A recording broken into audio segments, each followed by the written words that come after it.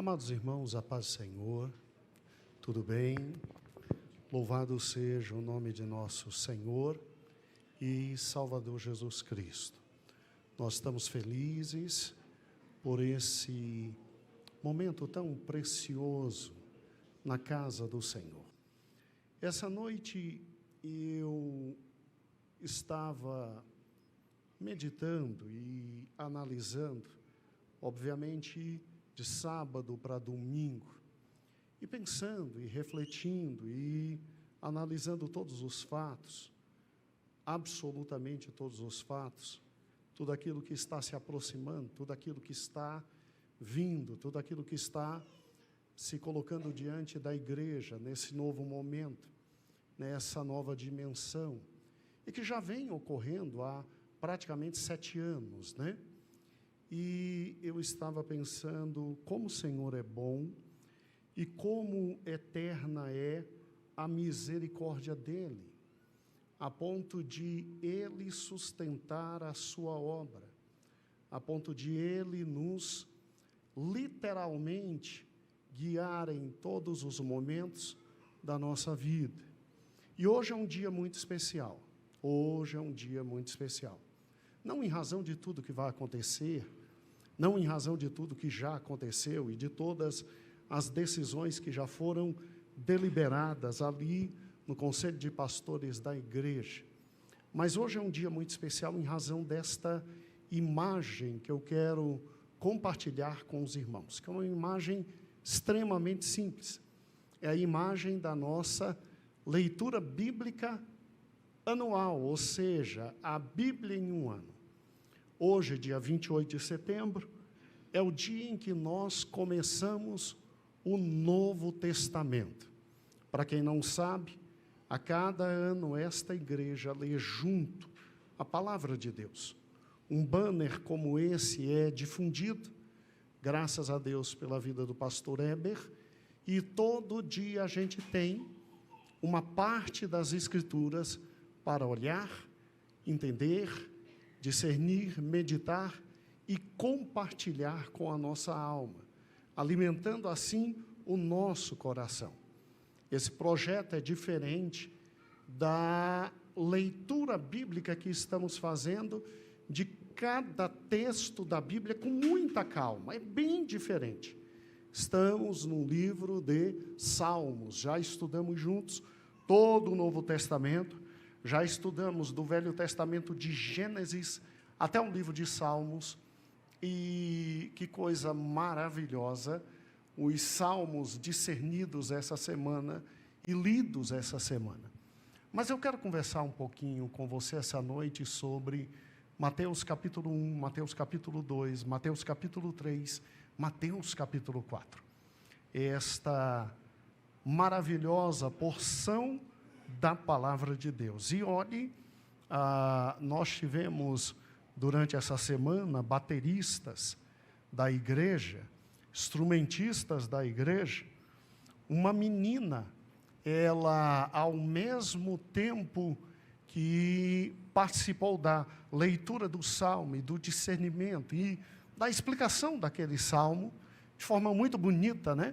Ela é baterista da igreja, ali da pastora Lohane. Então, amados bateristas e instrumentistas, o nível aumentou. Agora não se espera mais de bateristas da igreja, tão somente, como se fosse tão somente, que é uma coisa mais difícil do mundo, é a questão de bater bateria, mas se aguarda dos bateristas da igreja também pregações maravilhosas, como a da moça. Então, Benedito e companhia, se preparem e estudem a palavra do Senhor, viu? O nível aumentou, louvado seja o nome do Senhor Jesus. Eu fiquei muito feliz. Os salmos essa semana discernidos, lidos, entendidos, ali pela igreja da pastora Lohane, foi de uma dimensão muito bonita, extremamente profunda e simples, mas muito bem explicado, muito bonito. E a gente, quando olha para isso, a gente tem esperança cada vez mais na difusão do conhecimento e da palavra de nosso Senhor e Salvador Jesus Cristo. Irmãos, hoje começamos exatamente pela 8ª vez o Novo Testamento. Desde o falecimento de nosso saudoso pastor Gedeon, nós já lemos o Novo Testamento 7 vezes, bem como o Velho Testamento 7 vezes. E hoje nós tivemos a alegria de abrir Mateus, e ler o capítulo 1, e ler o capítulo 2, e ler o capítulo 3 e o capítulo 4. São, pela ordem, obviamente, a narrativa do Evangelho de nosso Senhor e Salvador Jesus Cristo, concernentes, em primeiro lugar, ao nascimento. Obviamente, em segundo lugar, a toda a confusão que se instala em razão daquele momento histórico extraordinário, que foi nascer, que foi fugir, que foi, depois de um certo tempo, retornar. E aí, chegando no capítulo 4, você já tem um Jesus Cristo absolutamente adulto, iniciando todo o seu ministério, passando por um batismo e indo, levado pelo Espírito, exatamente para ser tentado, Quando a gente olha por uma porção como essa da palavra de Deus, a gente tem a sensação de que Deus realmente é maravilhoso. Deus é, por demais, glorioso. Deus é inequivocamente extraordinário. Quando se olha para o Novo Testamento, e eu não sei se você já viu o Novo Testamento sob esta dimensão, você tem exatamente a voz de Deus ecoando novamente, após exatos 400 anos de silêncio. As Bíblias mais antigas, elas preservavam algo muito bonito, entre o último versículo de Malaquias e o primeiro versículo de Mateus, capítulo 1, as Bíblias costumavam ter 4 páginas em branco. Hoje não há mais como, em razão das questões econômicas e financeiras que estão rodeando toda a publicação de qualquer livro, que é extremamente caro. Mas antigamente se tinham 4 páginas em branco, para que, quando você terminasse o último versículo de Malaquias, e quando você abrisse o primeiro versículo ali de Mateus capítulo 1, quando diz no primeiro versículo, livro da genealogia de Jesus Cristo, filho de Davi, filho de Abraão, você tinha 4 páginas exatas, significando de forma muito bonita, e até poética, por que não assim dizer, que ali estavam 400 anos de silêncio. 400 anos de silêncio. Eu estava em casa pensando e analisando, e refletindo, quanta bondade de Deus, por simplesmente nos trazer a nova aliança. Quanta misericórdia do Senhor, por simplesmente nos fazer acreditar de novo, começar do zero, reinventar a própria vida e a própria história. Isto é o Novo Testamento. Se não vejamos, você tem exatamente um Deus que se revela de forma progressiva na sua palavra. Ele nunca teve pressa. Se tem algo que nosso Senhor Deus não tem, é pressa. Até para criar o universo. Ele que detém todo o poder, Ele que é todo poderoso, Ele que é Senhor de todas as coisas. E que poderia ter feito, obviamente, como fez, tudo absolutamente ex nihilo, ou seja, do nada, mas em instantes, em segundos. Ele cria um mundo em dimensões absolutamente consequenciais, em dias com muita calma, colocando nos 3 primeiros dias forma na terra que era sem forma e vazia, E nos 3 últimos dias, conteúdo nesta terra, que sem conteúdo estava. Você tem um Deus que não tem pressa, você tem um Deus que, Ele quando começa a lidar com o homem e com a humanidade, Ele vai com muita calma se revelando aos nossos primeiros pais. Se você fizer alguns cálculos e alguns grandes intérpretes da palavra de Deus, dizem que entre o surgimento de Adão, a criação de Adão, sua esposa, e a queda daquele homem, estaria beirando ali uma média de 50 a 70, quiçá 80 anos, de existência, de convivência, de conversa, de diálogo, aonde o Senhor vem na viração da tarde e o Senhor conversa, o Senhor dialoga, o Senhor pergunta a Adão, e aí, quais as novidades? Qual o nome do animal? Que animal novo? Você que entende, obviamente, tudo de botânica, o que você fez com isso? Para onde foi aquilo? O que você investiu aqui? De onde se tirou isso? É interessante que você tem um Deus que tem muita calma em se revelar, muita alegria em se revelar, muita naturalidade em se revelar. E o homem tinha, na sua primeira etapa de relacionamento com Deus, uma das comunhões mais lindas existentes em toda a face da terra. A comunhão que o homem tinha com Deus beirava o diálogo face a face, beirava a convivência simples, terna, alegre, feliz, tranquila, de 2 companheiros que, na viração da tarde, conversavam, dialogavam, estavam juntos. Mas a gente sabe perfeitamente que o pecado entra, o pecado nos atinge, fomos, infelizmente, traídos por nosso próprio coração, nossa própria cobiça. Satanás não conseguiu nos derrubar quando testou a palavra de Deus no nosso coração, quando disse a Eva. Mas o que Deus disse?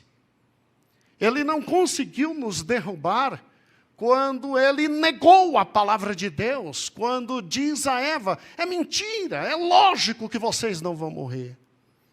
Mas ele conseguiu nos pegar pela perna e nos fazer cair e rolar, quando nos fez brilhar os olhos, fazendo-nos acreditar que poderíamos ser, não mera criatura de Deus, mas poderíamos ser, como o próprio Deus, conhecedores de todas as coisas.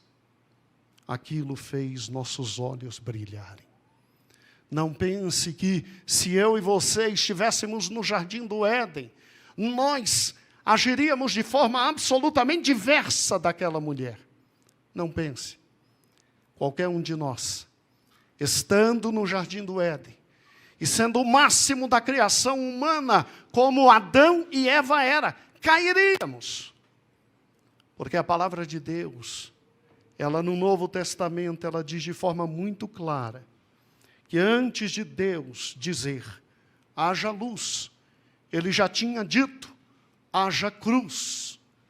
Porque Cristo é o Cordeiro morto, antes da fundação do mundo. Deus sabia tudo o que ia acontecer.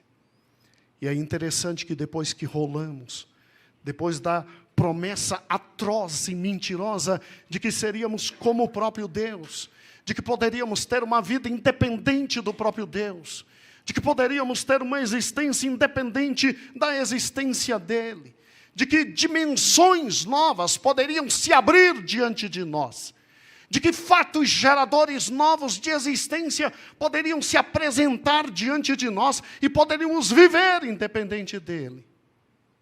Caímos, rolamos e lá vem pacientemente o Salvador conversar com os nossos primeiros pais.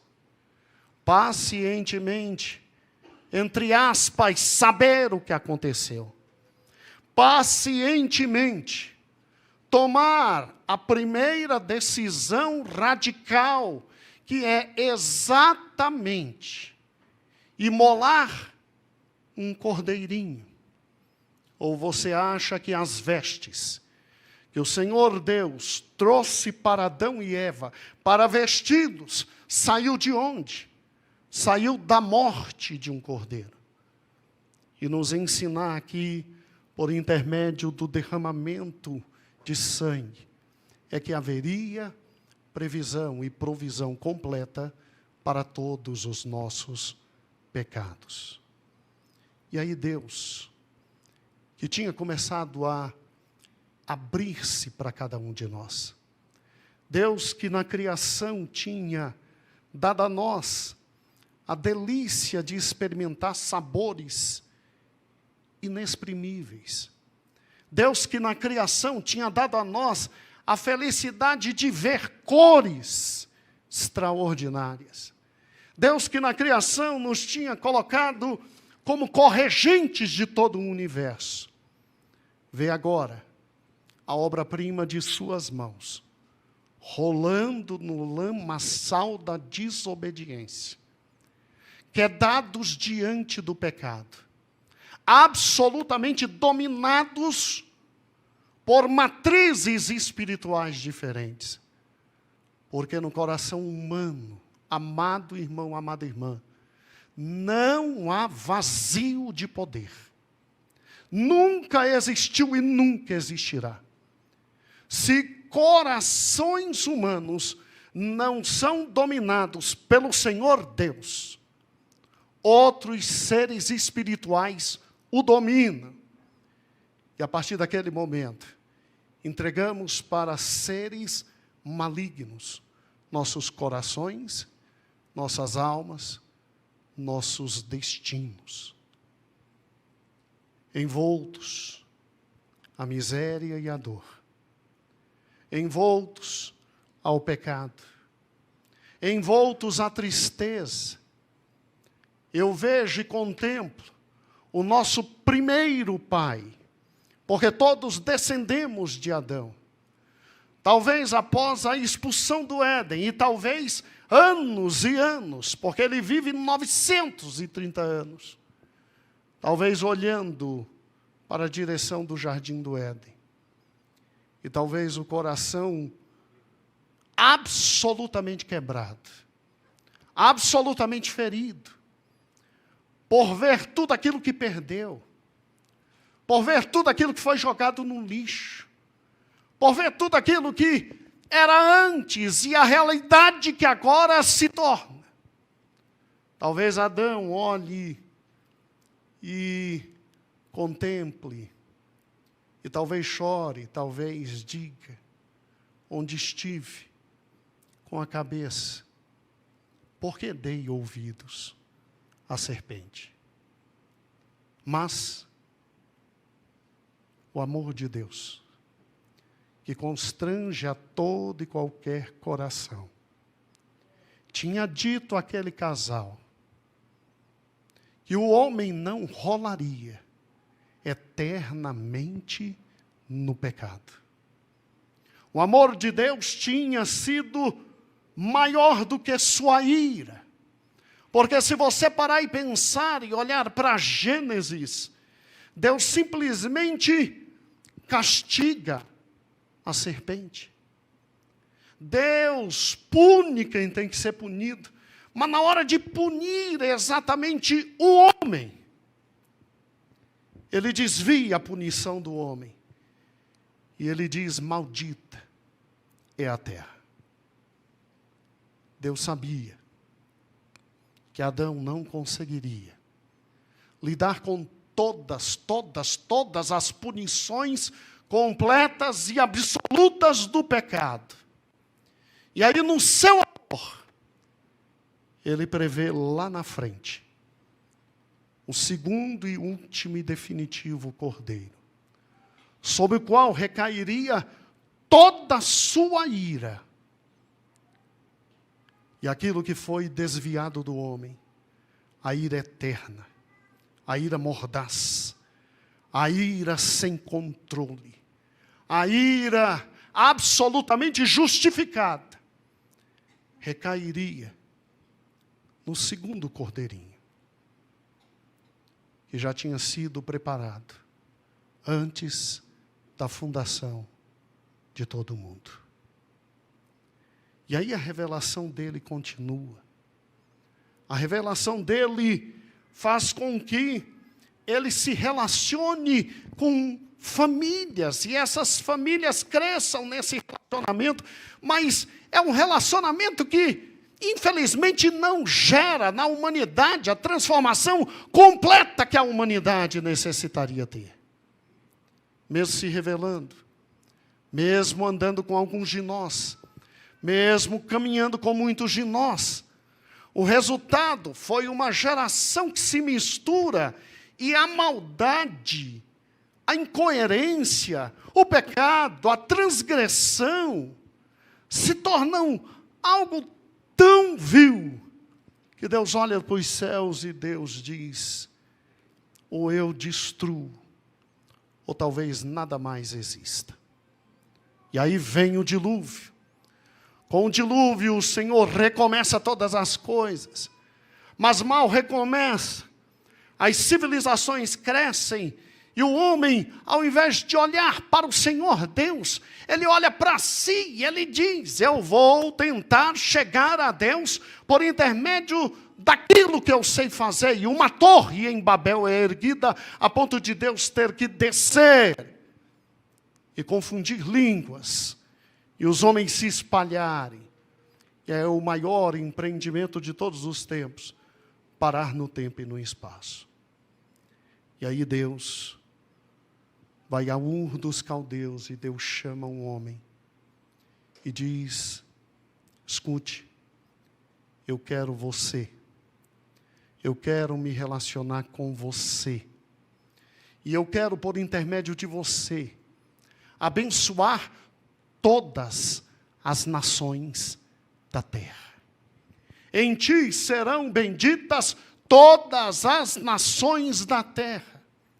Esse homem crê no Senhor de forma absolutamente inequívoca, e esse homem começa a andar com o próprio Deus, a ponto de ser chamado de amigo de Deus, a ponto do Senhor Deus simplesmente olhar para a vida dele e dizer: eu não faço nada na terra sem antes me comunicar com Ele. E esse homem gera. O que vem desse homem é produto de milagre. O que vem desse homem é produto da graça e da misericórdia de Deus. E da geração desse homem surge um povo que Deus diz: agora eu quero vocês, e eu quero separar vocês, para que vocês sejam luz, e que vocês brilhem, e que a humanidade venha até mim. Esse povo consegue o que Adão conseguiu. Esse povo consegue o que descendentes de Noé conseguiram. Esse povo consegue o que aqueles na Torre de Babel conseguiram.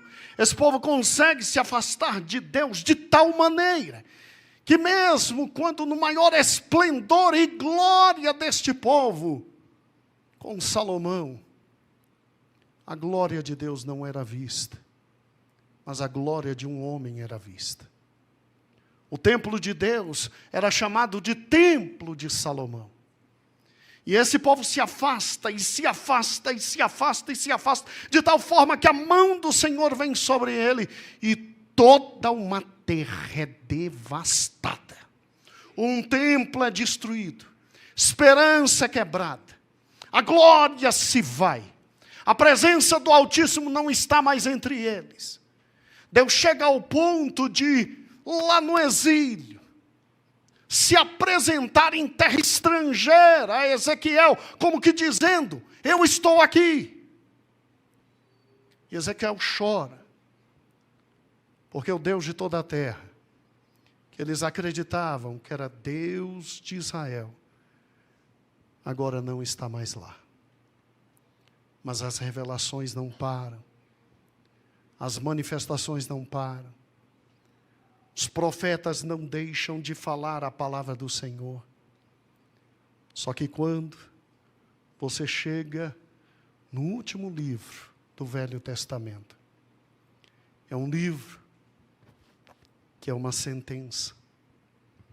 É um livro que nele não há carinho. É um livro que nele não há afago. É um livro em que o ódio do Senhor Deus pelo seu povo alcança patamares inacreditáveis. É um livro em que Deus olha e Deus diz: vocês brincam comigo. Vocês simplesmente jogam fora a mulher da sua mocidade. Trocam de mulher como se estivessem trocando de criança, de roupa, de carneiro. Eu abomino vocês por isso. Vocês exploram os pobres. Vocês roubam as viúvas. Vocês são tão cínicos e cretinos. Vocês são tão malignos que vocês vêm apresentar na minha casa o resto, o coxo, o manco. Vá ao teu governador e entrega a ele o que você vem trazer na minha casa. Eu abomino cada um de vocês. O meu desejo é pegar excremento, esfregar na cara de cada um de vocês, a começar do sumo sacerdote. E o ódio de Deus chega a dimensões tão incalculáveis que ele fica em silêncio. A dor é, e aqueles que levavam Deus a sério? E aqueles que estavam na presença dele? E aqueles que amavam o Senhor de todo o coração? E aqueles que queriam se dedicar, ou seja, lírios no meio da lama? Aqueles que de alguma forma queriam servir o Senhor, mas o esgoto religioso era o que existia no mundo.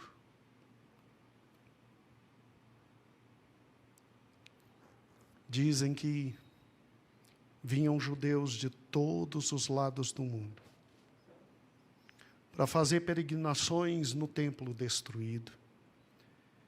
Depois que o templo se levanta, eles vinham e eles não conseguiam acreditar o que estava dentro do templo. Eles se negavam a crer tudo aquilo que estava. E o tempo passou. E a glória do Senhor cada vez mais longe. A oração dos justos era: ó Senhor, restaura a tua glória. Restaura a tua glória. Tem misericórdia de Israel. Levanta Judá. Restaura teu povo. Muda a história. Muda nosso destino. Abre nossos olhos.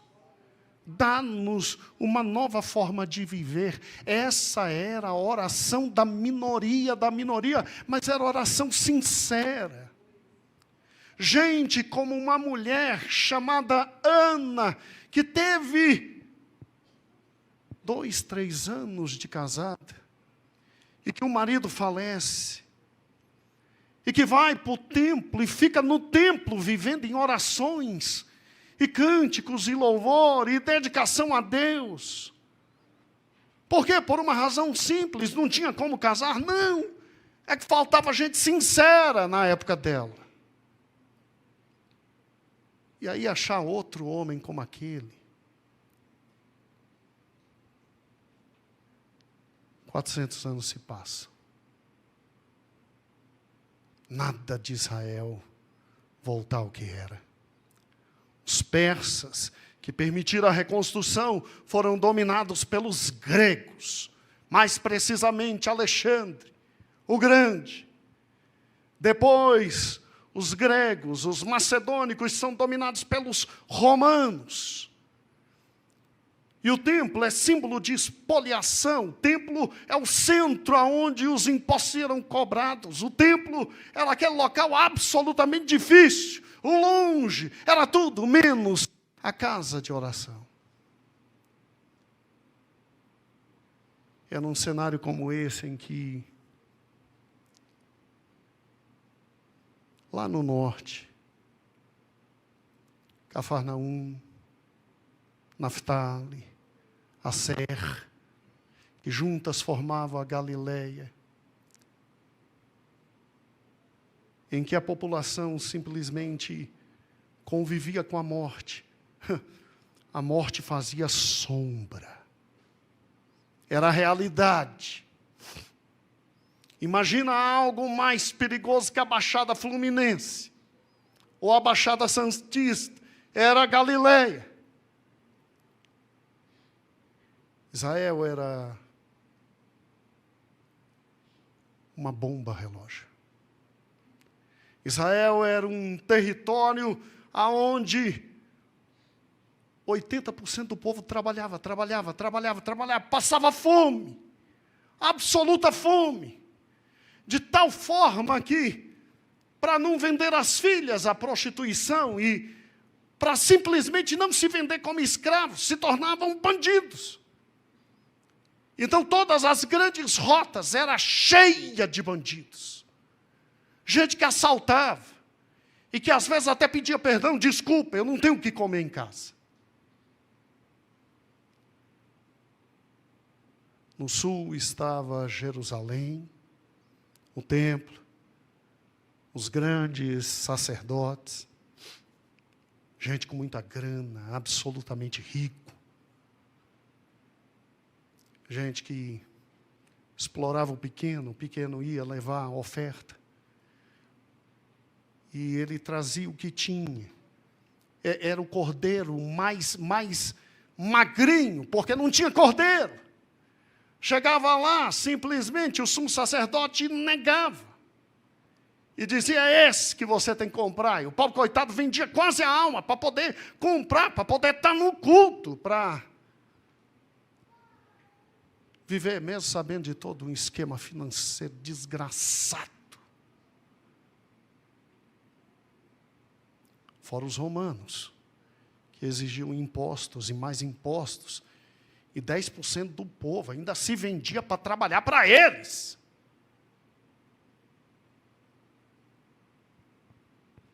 Fora os malucos, que andavam com armas, os sicários, os zelotes, para esfaquear. E no meio dessa confusão ainda tinha a galera que lia a Torá e dizia, vamos viver de acordo com a Torá. E que não se contentava só com a palavra de Deus. E criava muito mais que a palavra de Deus. E, de alguma forma, a palavra de Deus já não era mais praticada, mas sim os costumes impostos pelos malucos dos fariseus. Fora a galera rave, os saduceus, não acreditavam em ressurreição, não acreditavam em vida eterna. O pior eram os sacerdotes e sumos sacerdotes do templo. E o povo sofrendo. Jesus, quando olha para o povo nessa situação, ele diz, são ovelhas que não têm pastor. É num momento como esse, em que qualquer um poderia desistir da vida, em que qualquer um poderia simplesmente abrir mão de todas as coisas, em que o próprio Deus, se o fizesse, seria absolutamente justo em destruindo de novo e trazendo de pedras uma nova geração. É nessa escuridão mortal que ele diz, chegou a hora, filho, vai, porque chegou a hora, desce, torne-se um deles. Entre na história deles. Viva a vida deles. Como que eles comem. E de preferência o que há de mais simples, de mais pobre, de mais pequeno. Vista-se como um deles. Ande como um deles. Fale como um deles. E no devido momento, eu vou colocar sobre você toda a minha ira, todos esses milhares de anos de desobediência à minha pessoa, ao meu carinho, ao meu amor, à minha mão estendida, eu vou colocar sobre você. E você vai sustentar tudo. Ao final, eu os salvarei. O que é o Novo Testamento? O Novo Testamento é Deus dizendo a cada um de nós: eu vos amo. Eu vos amo. O Novo Testamento é Deus dizendo: eu não vou deixar a humanidade no lodo do pecado. O Novo Testamento é Deus entrando na história e Deus dizendo: eu vou recuperar todas as coisas. O Novo Testamento é Deus dizendo: o meu amor por vós é maior do que a minha ira. Haverá ira, mas o meu amor por cada um de vós é maior do que a minha ira. O Novo Testamento é o escrito que prova de que Deus é confiável, de que Ele fala, de que Ele cumpre, de que Ele diz, e Ele não retarda as suas promessas. Ele manda seu Filho amado no momento mais difícil da humanidade, no momento de menor luz da humanidade, no momento de menor claridade, no momento de maior escuridão, no momento de maior perdição. Jesus vem e o Novo Testamento se apresenta. E não é à toa que Mateus diz: livro da genealogia de Jesus Cristo, filho de Davi, filho de Abraão. Filho de Davi, porque Deus prometeu a Davi que lhe daria um filho que se sentaria no trono e dele nunca mais sairia. E filho de Abraão, porque nele seriam benditas todas as nações da terra. Quando se abre o Novo Testamento, se abre a expectativa da esperança. Se abre o texto onde um Deus se faz presente. Se abre um texto onde o próprio Deus se manifesta e resolve andar conosco, viver nossa vida, comer nossa comida, andar no nosso chão, sentir nossa poeira, para nos levar ao céu. O Novo Testamento é este livro que nos faz ter esperança no amanhã, que nos faz entender que por mais difícil que a existência seja, há um Deus de amor, um Deus de graça, um Deus de misericórdia e, mais importante, um Deus que controla a história. E todas as coisas serão realizadas de acordo com o que Ele quer, com o que Ele disse e com o que Ele prometeu. Porque se Ele disse que viria e veio, se Ele disse que viveria conosco e viveu, se Ele disse que nos revelaria o Pai de forma definitiva e revelou, se disse que morreria por nossos pecados e morreu, se disse que ressuscitaria e ressuscitou, então nenhuma promessa dEle é impossível. O Novo Testamento, irmãos, é a obra de maior relevância para a humanidade. O Novo Testamento é a obra mais importante escrita.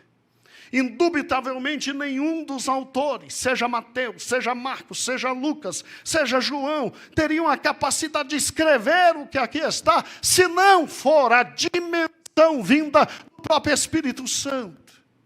O Novo Testamento é o cumprimento de tudo aquilo que o Velho Testamento já tinha nos trazido por sombras, O Novo Testamento é a história de Deus que resolveu tabernacular e viver conosco para todo o sempre.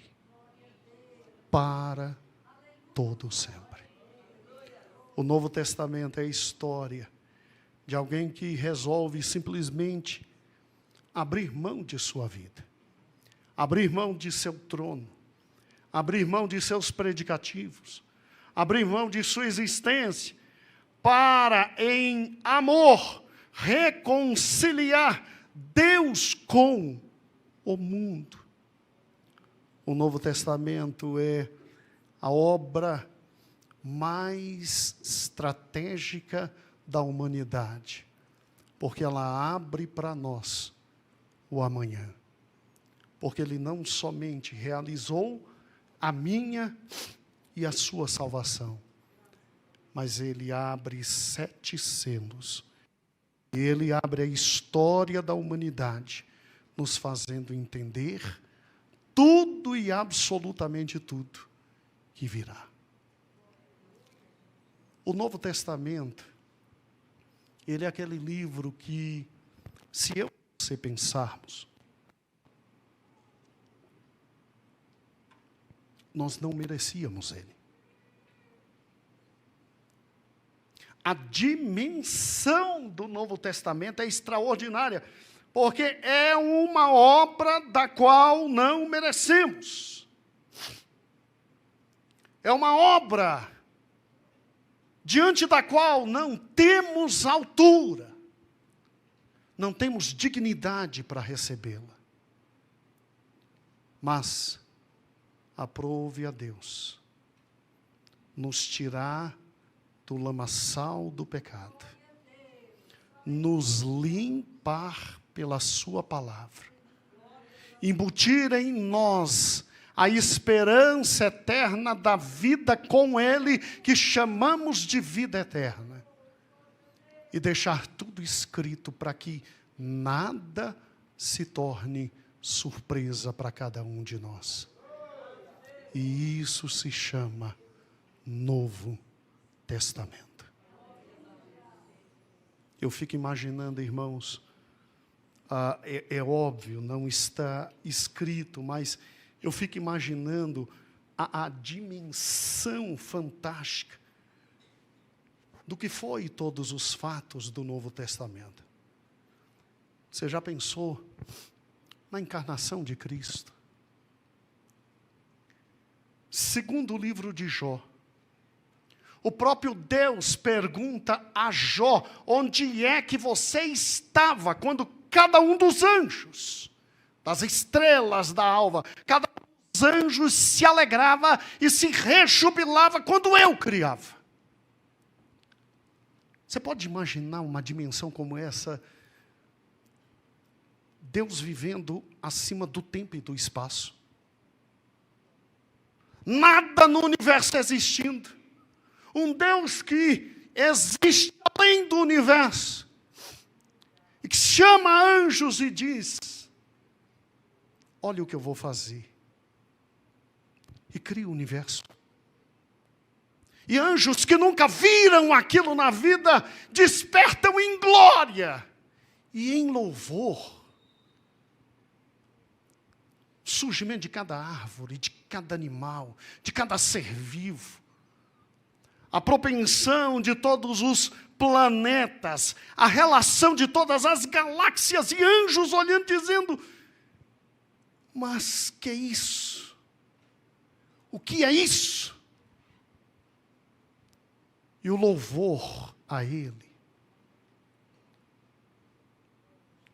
Você já imaginou no dia glorioso,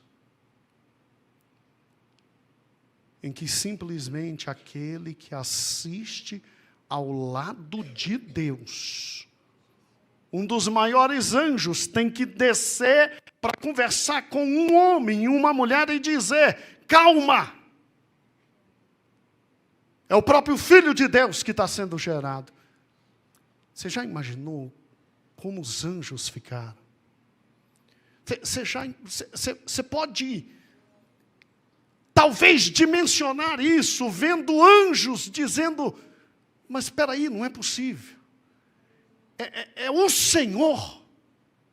É o Senhor entrando nessa dimensão, é o Senhor se tornando um deles.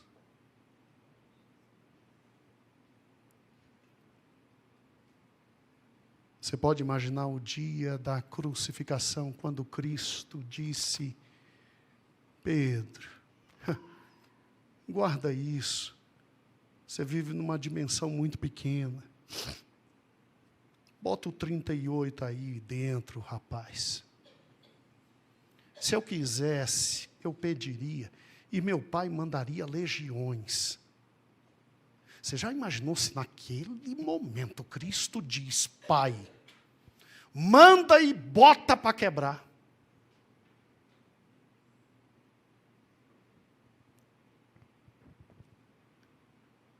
O que calou? O que calou? O Senhor do universo, quando Ele tomou a forma humana e se despiu de toda a glória, foi o mesmo que calou o também Senhor do universo, para no momento maior da agonia, não chamar miríades, para arrebentar todos que o estavam tripudiando. Isso se chama amor. Amor.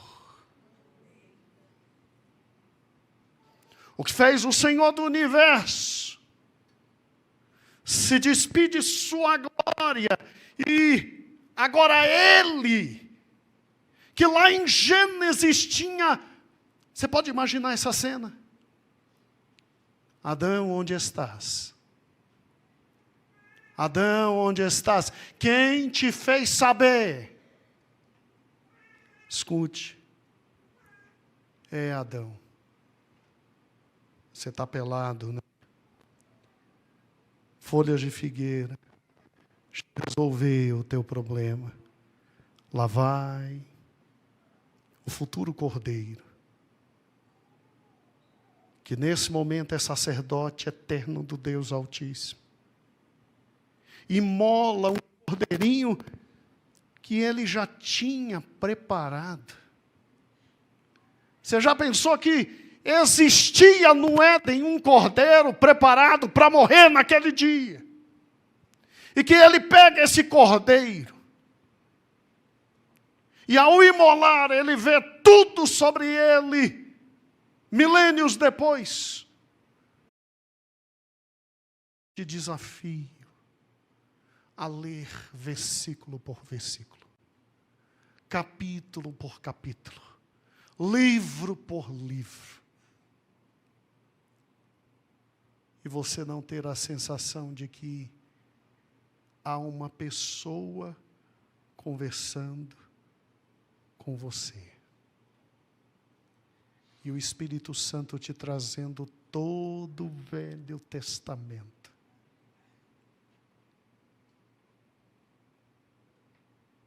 Escute.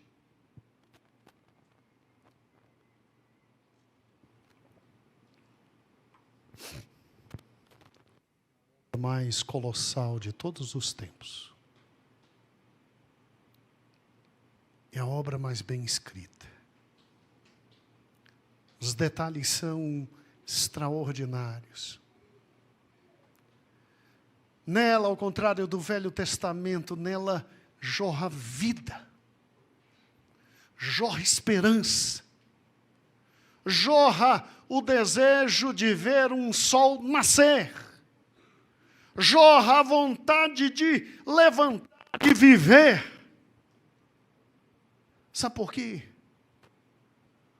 Porque quem já conhece o final da história não se digna a se dobrar diante das circunstâncias históricas. O Novo Testamento termina uma nova Jerusalém que desce. Termina com o rio da vida. Termina com as coisas numa dimensão mais do que loucas, porque aquilo pelo qual hoje se mata, que é ouro, é tão banal que andaremos por cima dele. São ruas de ouro. Termina com o corpo glorificado. Termina com vida eterna. Termina com ele como sol. Ele como vida. Ele como Senhor. Termina com a humanidade de joelhos diante dele, dizendo a ele toda a glória, todo louvor, toda adoração.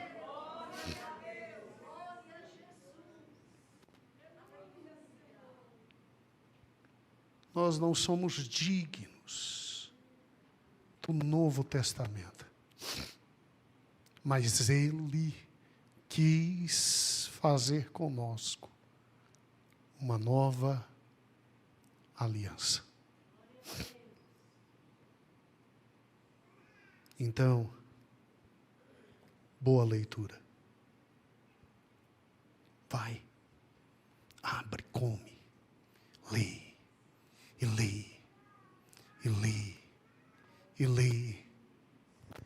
E quando chegar no final do ano, que a gente simplesmente pegar lá com o dia e tiver a felicidade de abrir em Apocalipse, capítulo 22, lá no versículo 18, que diz: eu, até daquele que ouve as palavras desta profecia, deste livro, testifico.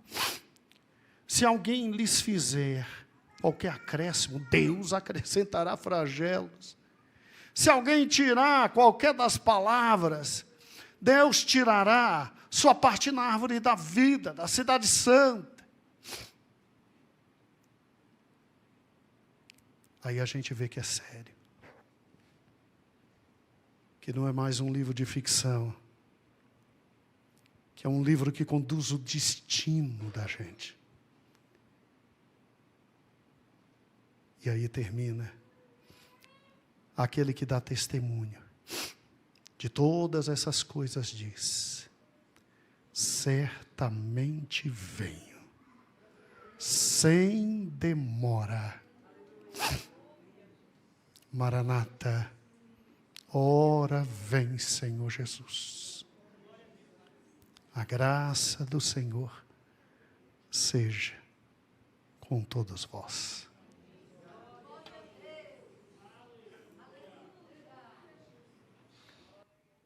Em olhos, leia.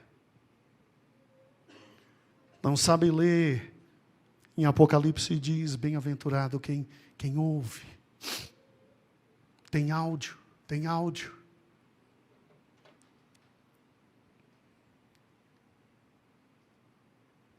Começou hoje.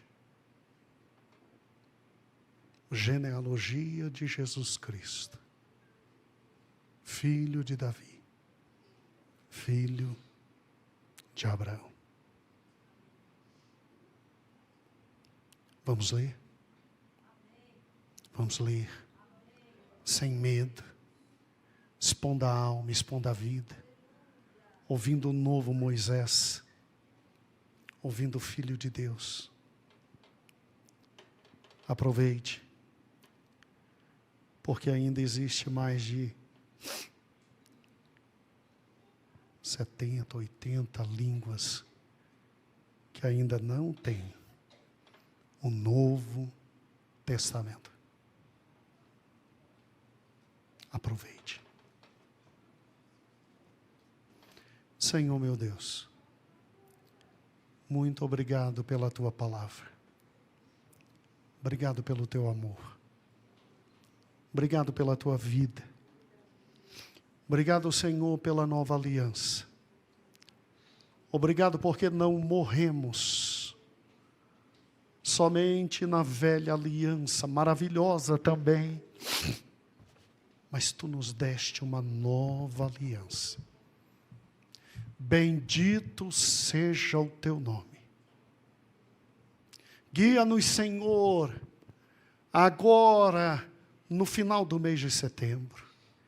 Guia-nos em outubro, guia-nos em novembro, guia-nos em dezembro, até chegar ao último versículo, Deus. Que ao lermos, Tu mesmo fales conosco. Que ao lermos, Senhor, Tu transformes a minha vida e a vida do meu irmão. Tu modifiques o meu coração e o coração do meu irmão. Passagens existem que nos confrontarão. Dá-nos a hombridade de dobrar os joelhos e dizer: perdoa-nos. Ó Deus, traz Tua palavra ao nosso coração. Cada texto de esperança enche o nosso coração de esperança. Cada texto de alegria enche nosso coração de alegria. Cada texto de repreensão faz-nos baixar o nariz, Deus. Cada texto, Senhor, de compreensão das verdades profundas, fala com a gente aquilo que ninguém nunca falou. Diz o que nunca ninguém disse. Faze-nos escrever as verdades que Tu nos trarás. Faze-nos guardar no coração. Faze-nos, Senhor, em casa, abrir cultos para dizer o que Tu nos dissestes e orar junto com esposa, com filhos, com pai.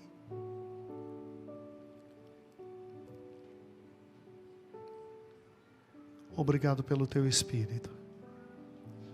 Tu dissestes que Ele nos lembraria de toda a verdade. Teu Espírito não só lembrou, como guiou cada autor do Novo Testamento. E agora temos a Tua voz. A Tua voz. A mesma do Éden. A mesma da viração da tarde. A mesma que pergunta todo dia: onde estás? Te amamos. Nós não vamos nos esconder de Ti. Se Tu quiseres nos confrontar, faze-o. Se Tu quiseres nos admoestar, faze-o. Nos afagar, faze-o. E bendito seja o Teu nome, para todo sempre. Amém. Você consegue aplaudir o Senhor pelo Novo Testamento?